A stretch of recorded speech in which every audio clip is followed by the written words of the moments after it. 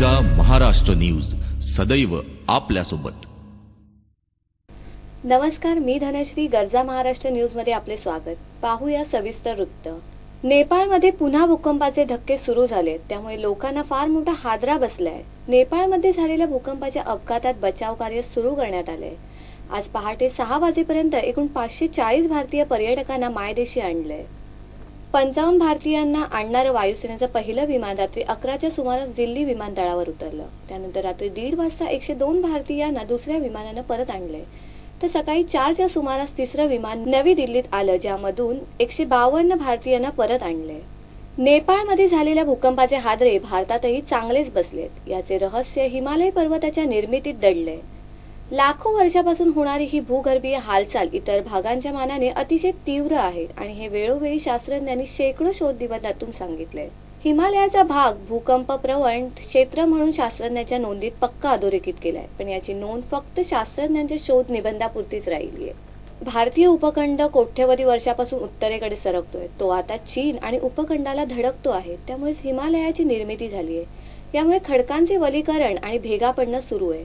या भूगर्भीय हालचालीतून कंपनातून निर्माण होणारी ऊर्जा तेथेच साठवली जात आहे आणि ही प्रक्रिया सतत होत असल्याने क्षमतेपेक्षा जास्त ऊर्जा साचली की ती भूकंपीय लहरीद्वारे बाहेर पडत आहे। हिमालय पर्वतरांगात नेपाळ असल्याने तेथे ही ऊर्जा मोठ्या प्रमाणावर बाहेर पडली। हिमालयीन पर्वतरांग ही 2800 किलोमीटर इतकी लांब आहे। ती पूर्व पश्चिम पसरलेली असून हा भाग भूकंप प्रवण म्हणून भूगर्भशास्त्राने खूप आधी सांगून ठेवलाय। महाराष्ट्र आणि मराठवाड्यातही भूकंपन प्रवण क्षेत्र। महाराष्ट्रात काही भूकंपन प्रवण क्षेत्रे आहेत। उदाहरणार्थ कोयना नदीचा भाग, मराठवाड्यात गोदावरीच्या पात्रातील लातूरकडील भाग आणि नांदेड शहर हा भाग भूकंप प्रवण क्षेत्रात येतो। अभ्यासकांच्या मते तेथील लोकांनीही शास्त्रीय माहिती देऊन सतत जागरूक केले पाहिजे, कारण नैसर्गिक आपत्ती सांगून येत नाही, नाहीतर असेच भूकंप होत राहतील आणि फक्त मृत्यूंचा आकडा आणि झालेले नुकसान एवढेच मोजणे आपल्या हाती राहील। कोसलाकारचा ज्ञानपीठ पुरस्काराने गौरव झालाय। ज्येष्ठ साहित्यिक डॉक्टर भालचंद्र नेमाडे यांचा गौरव पंतप्रधान नरेंद्र मोदींच्या हस्ते करण्यात आलाय। संसदेच्या बालयोगी सभागृहात संध्याकाळी 6 वाजता ज्ञानपीठ पुरस्काराने डॉक्टर भालचंद्र नेमाडेंना गौरवण्यात आले।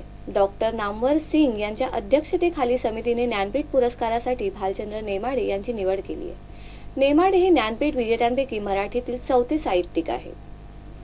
लोकप्रतिनिधींनी कोणत्या ठिकाणी कसे वावरावे याचे भान आता त्यांना राहिलेच नाहीये। असाच एक प्रकार पुन्हा उघडकीस आलाय। सांगलीत काल शिवजयंती उत्सवाची सांगता झाली। यावेळी माजी आमदार नितीन शिंदे कमरेला रिव्हॉल्व्हर लावत या मिरवणुकीत सहभागी झाले। गळ्यात ज्या पद्धतीने बॅग अडकवली जाते त्याच पद्धतीने ही रिव्हॉल्व्हर अडकविली होती। या रिव्हॉल्व्हरकडे सगळ्यांचंच लक्ष जाईल याची विशेष काळजीही नितीन शिंदे यांनी घेतली होती। जम्मू काश्मीरच्या बडगाम जिल्ह्यातील एका न्यायालयाने हुरियत कॉन्फरन्सचा कट्टरवादी नेता मसरत आलम भट्टचा जामीन अर्ज फेटाळला असून आलमची याचिका नेमक्या कुठल्या आधारे फेटाळण्यात आली आहे हे सविस्तर आदेश प्राप्त झाल्यानंतर स्पष्ट होईल, असे वकील शबीर अहमद भट्ट म्हणाले। 45 वर्षीय आलमला गेल्या आठवड्यात देशद्रोह आणि देशविरोधी युद्ध पुकारलेल्या आरोपात अटक करण्यात आली होती। लोकसुरक्षा कायद्यान्वये गुन्हा नोंदविण्यात आल्यानंतर त्याला जम्मूच्या कोटभलवाल कारागृहात रवाना केले असून आलम भट्टचा जामीन अर्ज फेटाळला आहे। शनिवारी रात्री वांद्र्यातील शास्त्रीनगरमध्ये 8:30च्या सुमारास भीषण आग लागली। या आगीमुळे प्लॅटफॉर्म क्रमांक 1 वरची वाहतूक विस्कळीत झाली असून या घटनेची माहिती मिळताच अग्निशमन दलाच्या 8 बंबांसह 19 गाड्या घटनास्थळी होत्या। रेल्वे स्थानकाजवळ शास्त्रीनगरमधील झोपड्यांना आग लागल्यामुळे प्लॅटफॉर्म क्रमांक 1 ला त्याची झळ बसली। आगीची झळ वांद्रे रेल्वे स्थानकावरील प्लॅटफॉर्म क्रमांक 1 ला बसू लागताच प्रवाशांची धावपळ उडाली। काही प्रवाशांनी जीव वाचविण्यासाठी रेल्वे मार्गात उड्या मारून पळण्याचा प्रयत्न केला। या धावपळीत रेल्वे गाडीखाली आलेल्या एका प्रवाशाचा मृत्यू झालाय। या आगीमुळे दादर ते माहीम रेल्वे स्थानकादरम्यानची धीम्या मार्गावरील रेल्वे वाहतूक विस्कळीत झाली होती। तुर्तास वेळ झाली इथेच थांबण्याची। तुम्ही कुठेही जाऊ नका, पाहत रहा गर्जा महाराष्ट्र न्यूज सदैव आपल्यासोबत।